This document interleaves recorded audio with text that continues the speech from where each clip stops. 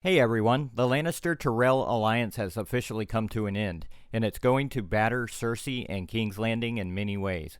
I'm going to talk all about the consequences of the end of this union, so spoiler alert for everything that has happened so far, and let's get started. So how is the Tyrell's exit going to affect Cersei? The answer is quite simple. The Lannisters depended on the Tyrells for all of their needs. Their alliance was more productive for the Lannisters in all respects, whereas it's not the same for them. The only benefit for the Tyrells is they could share the power with the crown. Well, thanks to Cersei, she made sure it didn't happen. Tywin knew about the resources of the Tyrells and realized their importance, so he tried to keep this alliance more secure by marrying Cersei to Loras. But she didn't understand any of this. She was so blinded all the time. She hated the Tyrells to the core, tried to cut them off, and finally she did it by burning them alive. This mistake is going to put King's Landing in jeopardy. So without wasting any time, let's get to the facts. Number 1. No food provisions. Most of the supplies for King's Landing comes from High Garden. Lady Tyrell would have already ordered to stop sending crops to the capital to make everyone starve. When her grandchildren were arrested by the High Sparrow, she had warned him that she would stop sending food provisions if he doesn't release them. Now that her entire family is gone, I believe this threat is no longer idle. Cersei killed all of the Tyrells, yet she left the smartest one alive. This is one terrible mistake, which is going to cost her dearly. Number 2. Hunger causes chaos.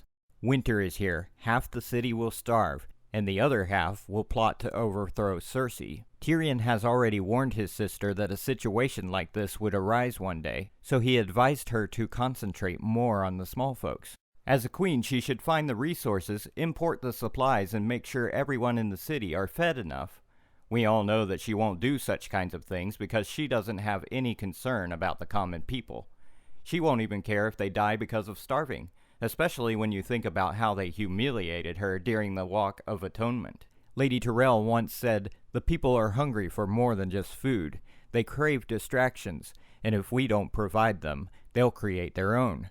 And their distractions are likely to end with us being torn to pieces." Her words are so true. The city will be on the verge of a civil war because of hunger. The High Sparrow is not even here to maintain the peace.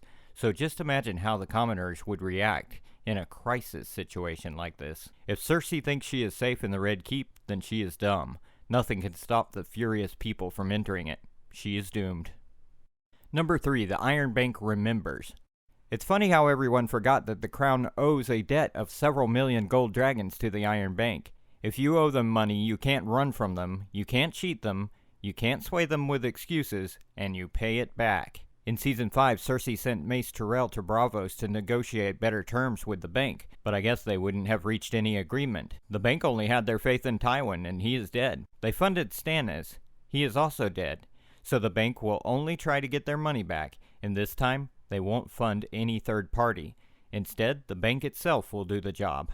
Some say the Iron Bank has the capacity to hire 300,000 soldiers, which is more than enough to take King's Landing, so they don't have to count on others to do this job.